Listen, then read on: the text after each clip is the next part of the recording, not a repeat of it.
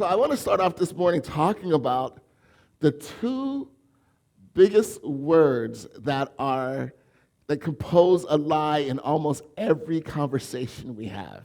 And it's weird because we don't think about it that way, but really a lot of our conversations do revolve around these two words, and sometimes they really are a lie.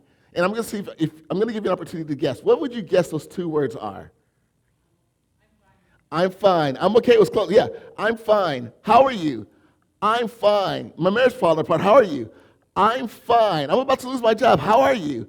I'm fine. My kids are going crazy. How are you? I'm fine. I'm stressed out to the ultimate level of stressivity, and I am fine. I'm fine. And so the result of that is, because we just say that we're fine, what we end up doing is we end up carrying a weight in our lives. And sometimes it's a weight that we never intended. We were never intended to. Matter of fact, the title of the sermon today is Letting Go of the Weight That You Were Never Intended to Carry. But we do. We walk around with this weight. And here's the reality, too. I mean, let's be honest. There are some people that will ask you, how are you doing? And we know they're asking just to ask. Right? We know that they could actually care less about how we're doing.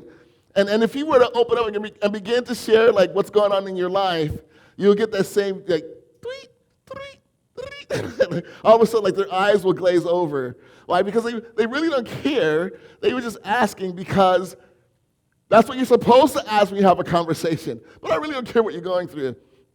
But the reality is there is someone who cares. And that is 1 Peter chapter 5, verse 7.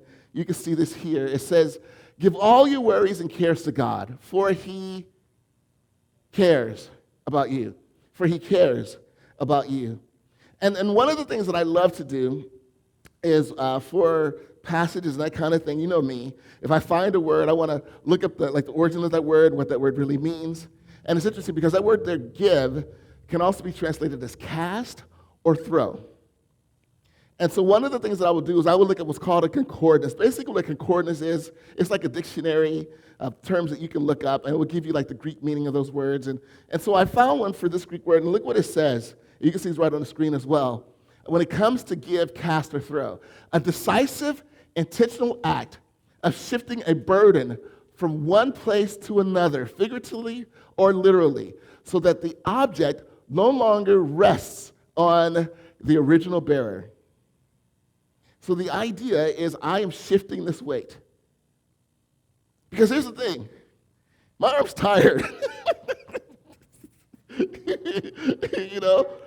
But that's the reality, that we carry these weights all around. So I want to give you a picture. What should this look like? Todd, come here, please.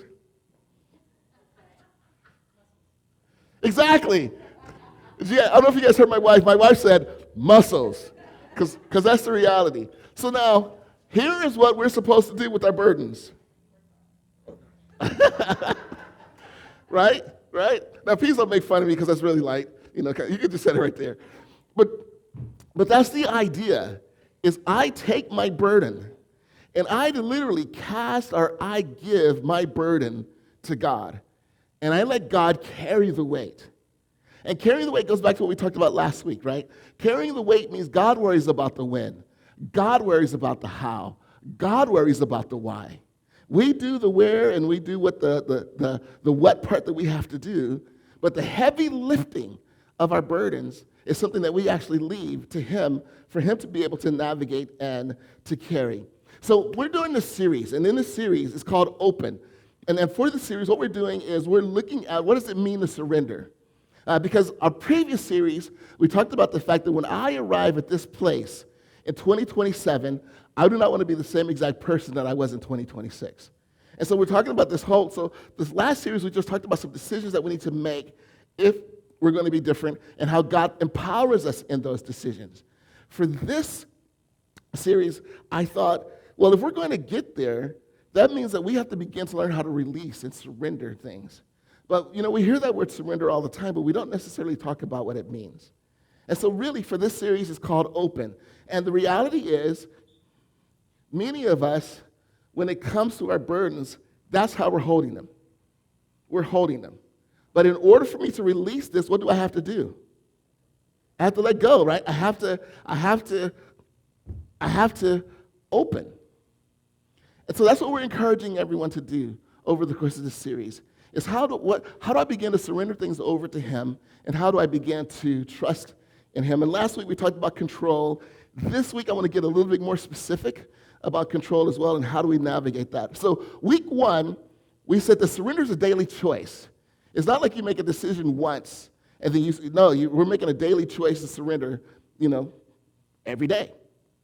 And then last week, we looked at the fact that the reason why it's so important for us to surrender is because whatever I do not surrender to God controls me. So the idea is, God, I hand this over to you, and I began to trust in you. Now, today we're digging into it more, and here's the reason why, and I think that this is great, so you can see this right on the screen as well. This sums up today's message in one sentence. God invites you to stop trying to manage what you were never meant to carry. God invites you to stop trying to manage what you were never meant to carry. So last week we camped out at a couple of Proverbs chapter 3, verses 5 and 6. We camped there last week. Today we're going to camp out in a psalm, Psalm 55. And the reason why we're going to do that today is because it's really great. One of the things I love about this psalm is that it's completely honest. David is being completely honest with God about what he feels. But what I love about this psalm is it's not a psalm of victory. It's not a psalm of deliverance. It's not a psalm where, I prayed about it and everything. No. This is a psalm of just being overwhelmed, of just being stressed. There's no resolution by the end of this psalm.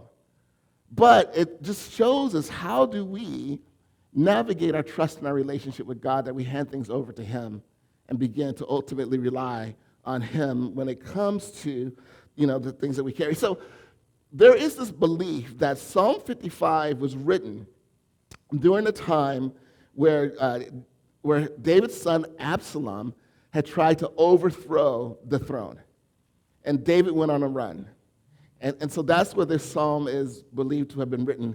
The other thing that David is dealing with is when Absalom decides to overthrow the throne, one of David's most trusted advisors, someone he thought was one of his closest friends, who would be with him through thick and thin, actually decided to stay with Absalom and advise Absalom on how he can continue to overthrow the throne of his father.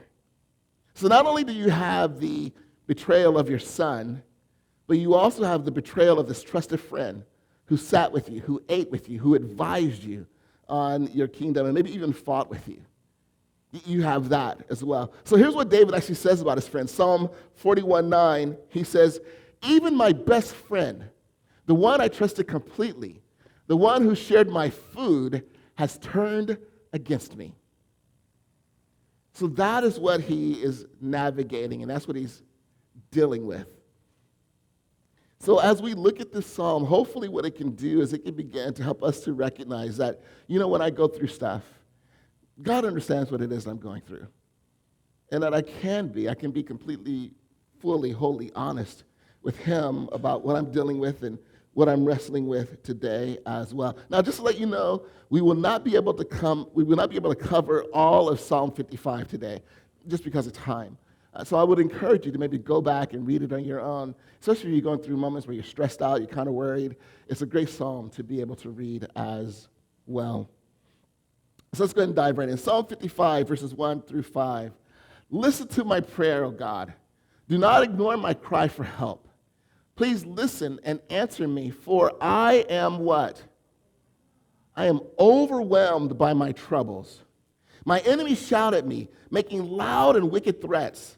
They bring trouble on me and angrily hunt me down. My heart pounds in my chest. The terror of death assaults me. Fear and trembling overwhelm me, and I can't stop shaking." I can't stop shaking. So when you look at this passage, this is David being flat out honest about what he's dealing with. And there are two things that David does in this passage I think is really good. First, he names what the problems are. Threats from the enemy. He begins to walk through some of those elements as well.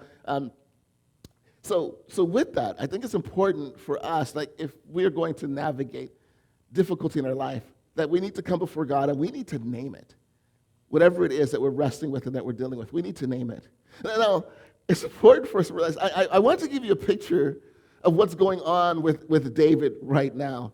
Do you guys remember back in like the late 90s, all the way up to about 2000, like the teens, there was this type of talk show called trash television. You guys remember those talk shows, those trash talk shows? Jerry Springer, Maury Povich, You Are Not the Father, those kind of shows. Shows like, I'm Bubba, and I'm sleeping with my cousin. Like those kind of shows. It was like crazy stuff that was going on. So this is kind of David's life at this moment. So he had one son rape his half-sister, and then his other son, the son that is a whole brother to that half-sister, wanted David to deal with it. David never did, so that son took matters into his own hands and killed his brother. And basically David just kind of ignored the brother. David just kind of ignored Absalom. He ignored the problem. He ignored Absalom. And then Absalom's like, bro, and he so Absalom got fed up. So then what Absalom does is Absalom says, fine, I'm going to take your kingdom. So he begins to connect with the people, and he begins to make these decisions that undermines David's authority. And then he begins to win the heart of the people. And once he feels like he has enough momentum, he stands up and declares, I am king. And the people begin to follow him. And that's when David's trusted friend falls along with Absalom, because David's trusted friend was not interested in David. He was just interested in the position. And so if Absalom is here, I'm going to be in this position now as someone who's able to talk with the king. Now, this is where it gets trash talk showy. Is what he says is, you, Absalom, you should show the people that you have overcome your dad, that this is his throne. So here's what I'm going to encourage you to do. Why don't you go in and sleep with your father's concubines? So that's what he tells them to do. Because what happens is David runs, and this is, back in those days when they had concubines and multiple wives and that kind of thing. So David runs, he takes all of his wives, he takes many of his concubines, and he leaves about 20 to 30 to stay and take care of the palace and everything.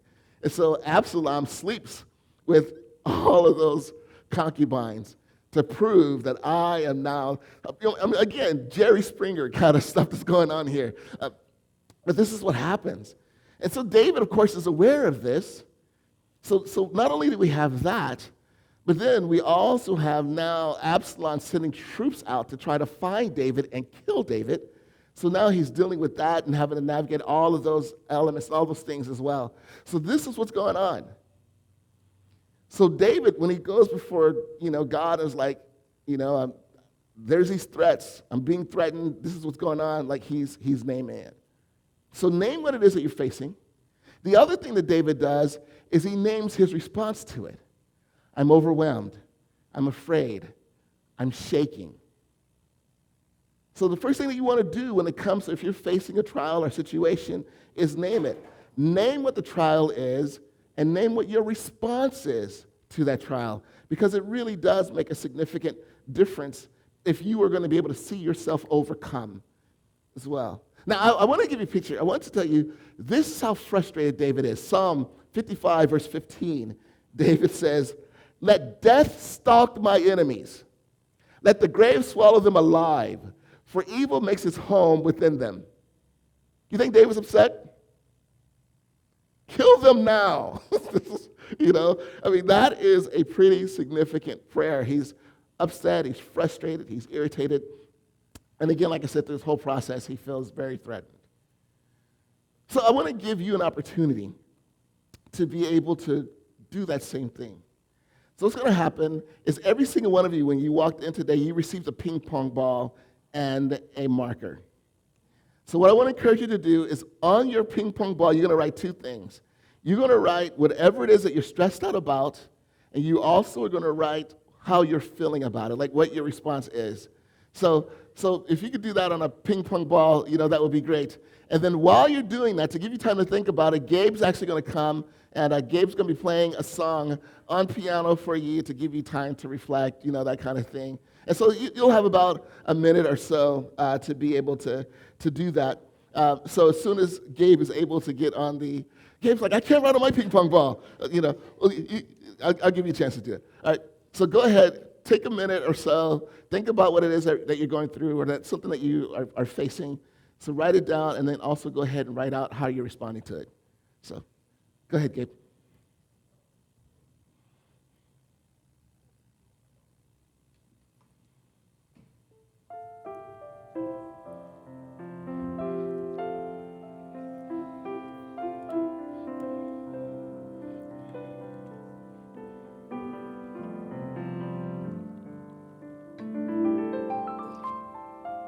And when you're done, just kind of raise your hand so I'll know that you're done.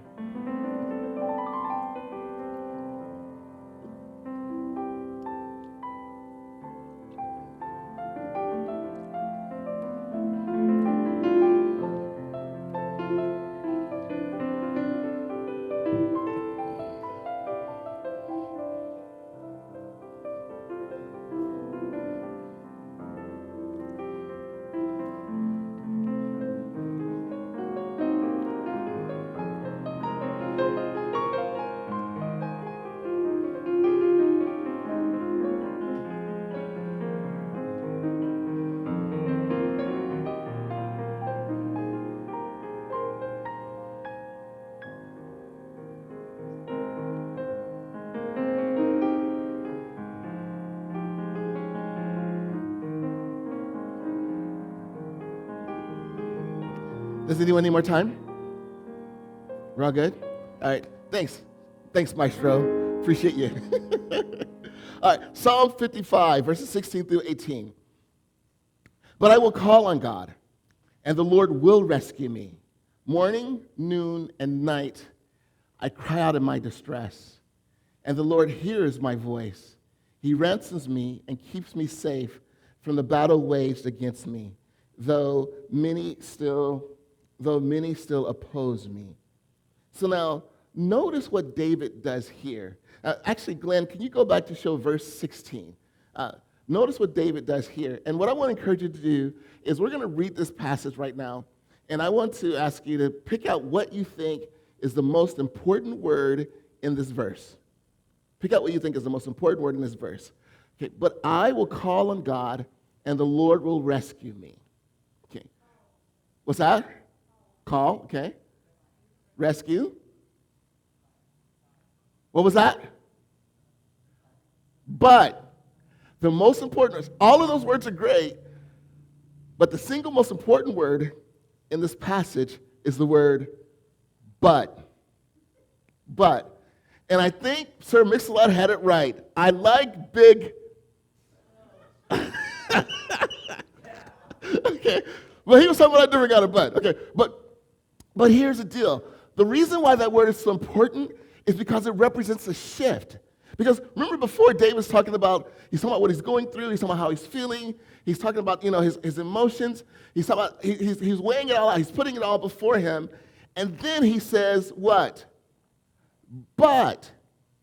And so I think this is really important for us to understand that one of the reasons why many of us struggle in our relationship with God when it comes to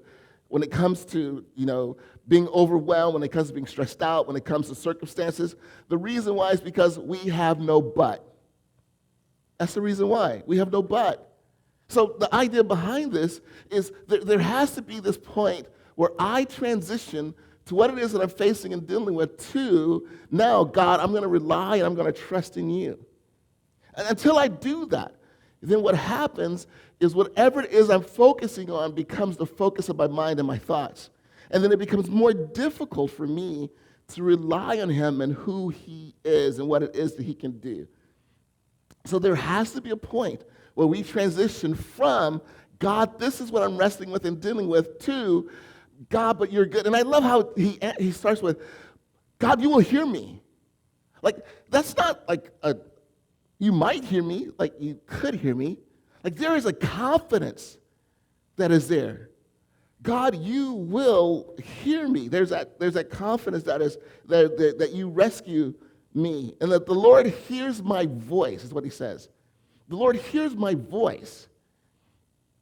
And here's the thing that's really important for us to understand.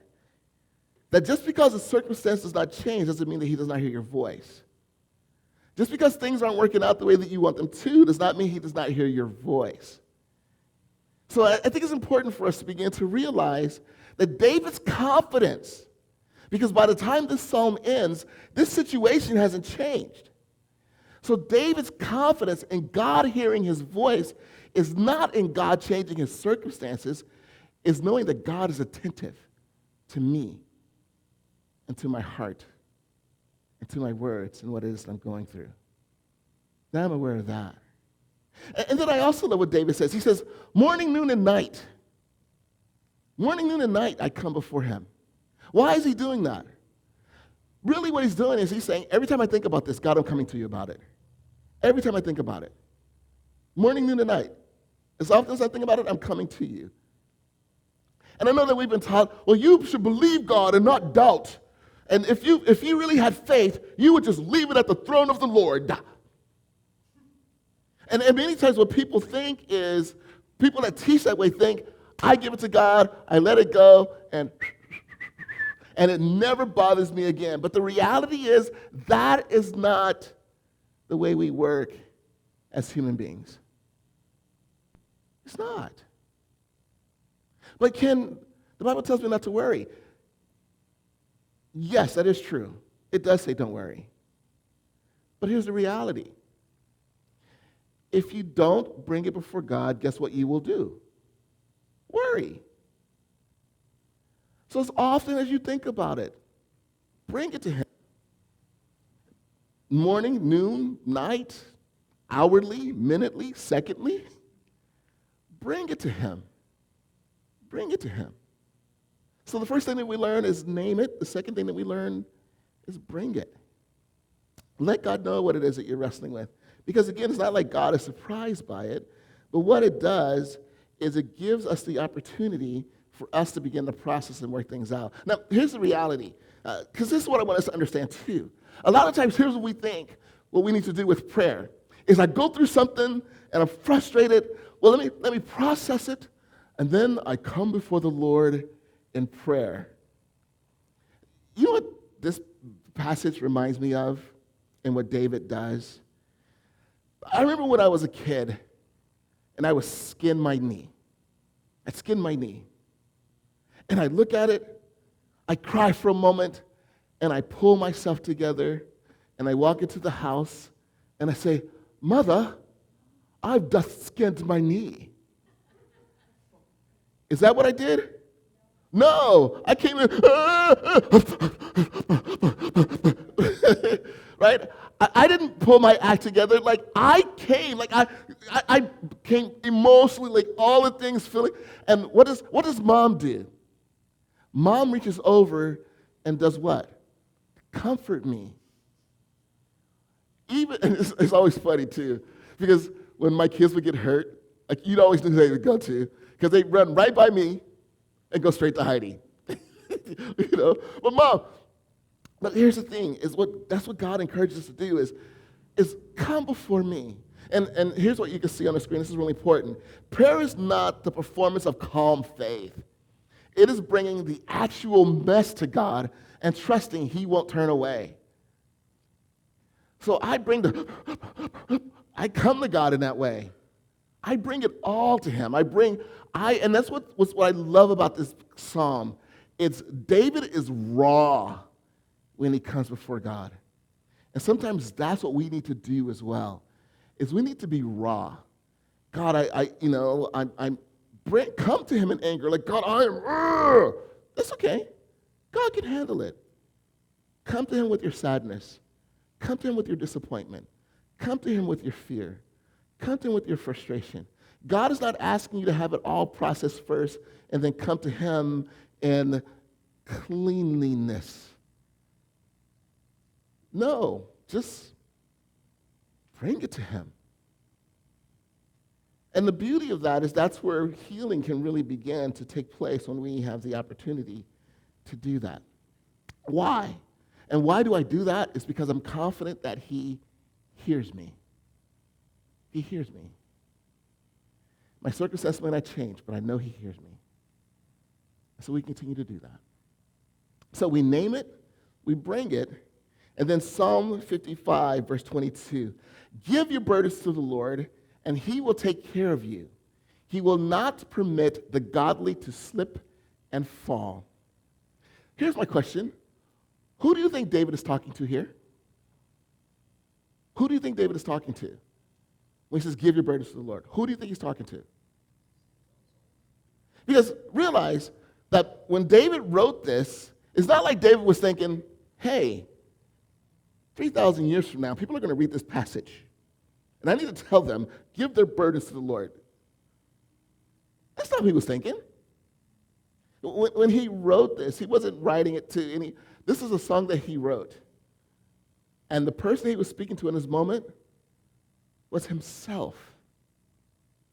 It's himself. And sometimes what we need to do is we need to encourage ourselves. It'll be all right, Ken, but bring it before God. Talk to God about it. Talk to God about what it is that you're going through. Bring it to him. Cast your cares on him. Give your cares to him. Like, encourage yourself. Because here's what's really important. You can see this on the screen as well. The greatest threat to your faith is not external challenges, but internal dialogue. The greatest threat to your faith is not external challenges, but internal dialogue.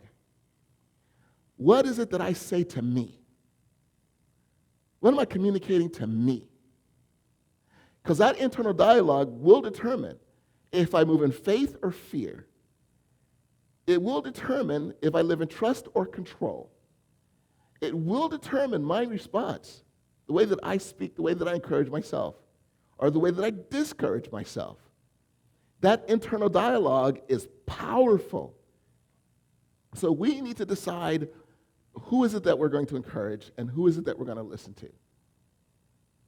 So sometimes the greatest person that you can encourage is you. Even if you're looking in the mirror and you're going, it'll be okay. It'll be okay. God is good. And just remind yourself of who he is. And I want to give you a picture of what it means to cast. Because, you know, it says give your burdens, right, to God. Now that same Hebrew word there, that's for forgive, can also be translated as cast and throw. So it's actually the Hebrew version of the Greek word that is used later for this passage for cast or throw. And I wanted to give you a picture of what it's like to cast, because we can have an idea.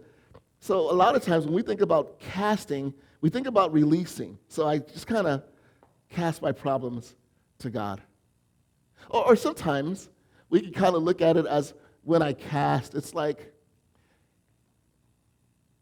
I'm casting my problems to God. Now, this passage, the Hebrew word here gives us, this is what it means to cast. That is really what that Hebrew word means. And I think I just threw up my shoulder, you know. But that is what that Hebrew word, that's why quarterbacks warm up before the game, right? But that's what it means to cast. And remember when we were kids, we used to play the game hot potato? Now, did you know that the reason why it's called hot potatoes is because they literally used to play it with hot potatoes? And the idea is you wanted to pass the potato before you got what? Burned before it got too hot. And so that's what you would do, is you would pass it. And so literally, think about your burdens as like kind of like a hot potato, like you just kind of pass it to God, that you give it to him, that you give it to him. And I think when we understand that, that is what's really powerful, is God, I cast, I give my problems. Now, why is it so important for us to do that? Because here's the reality. The longer that I hold my problem, the longer that I hold it, the more it becomes my focus. The more it becomes my center. And what happens is the longer that I hold it, then what it does is it begins to hinder my faith. Because now my focus becomes on the problem, and eventually what happens is, as you hold something closer to your eye, it gets bigger and bigger and bigger. It becomes the focus of my problem. So eventually, what happens is I'm so focused on it that my problems become bigger than God himself. So that's why I'm encouraged to cast it. Cast it. Get it out of my hand as quickly as possible. And I give it to him. I give it to him.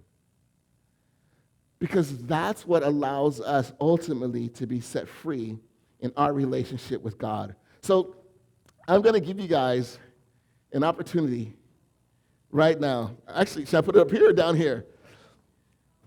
So I'm going to give you guys an opportunity. Glenn and Carrie, if you have, ping pong balls, you might want to walk up to the front. I don't know if you want to risk hitting Cody in the back of the head with the ping pong ball. But what's going to happen is I'm going to count to 3. On 3, what's going to happen is you're going to throw your ping pong balls and try to throw them in the basket. Okay? So again, what's on your ping pong balls is your what?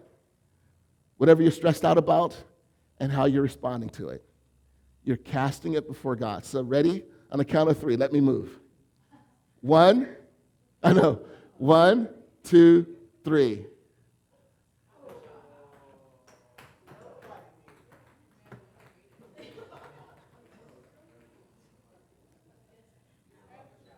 Oh, not bad. That was close. That was close.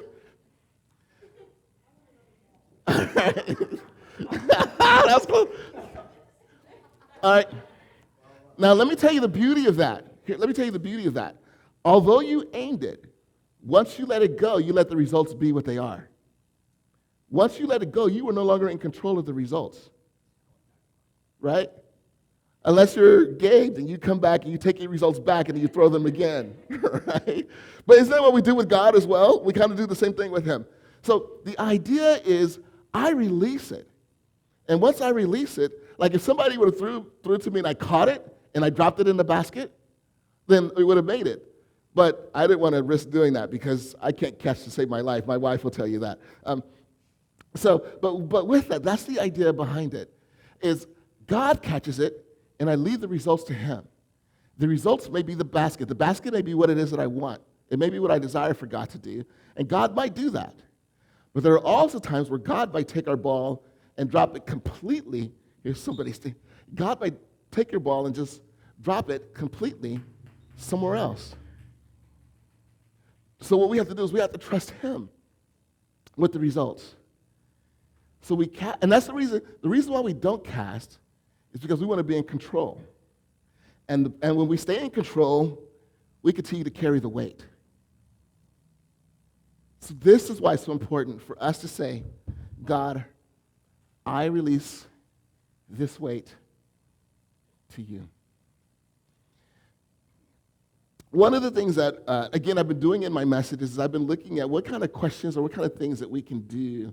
Rather than telling you what you should do with the messages, I've been looking at how do we begin to explore and come up with whatever God may feel like he's moving us to do and make our own commitments to there. So that's what we're going to do today. So again, here at Encounter, we make a commitment to love God, love others, and love ourselves. So in Encounter, we say love up. So with love up, here's what I'll encourage you. Write down one burden you've been managing on your own and pray this out loud every morning, noon, and night. Lord, I cast this, whatever it might be, on you. I trust you to sustain me. Make that your prayer. God, I cast it onto you. Love out. Reach out to one person in your life who is likely saying, I'm fine, but isn't. Let them know, I've got time, I'm here, and I actually want to know, pray, and help. But then leave it up to them if they want to share or not. But hey, I'm available if you need to dig into it. And then love in. Set a timer for 5 minutes this week to sit alone. Write down exactly what you feel about something that you are facing. And then use that to talk to God about it. So this will actually go out today as a reminder on our group meeting. It's going to go out today at 12:30. So these will go out as well as the reading plan for the week. So if you want to follow along with that, as well. So in a moment, we're going to show the QR code for GroupMe. That way he can join us and be able to get these reminders that will go out on GroupMe as well. And again, my prayer is that this will be an opportunity for us to be able to process, okay, God, what is it? What is it that you desire to do in this? And God, I hand this to you. I trust in you. I depend on you. Let's pray. Jesus, I thank you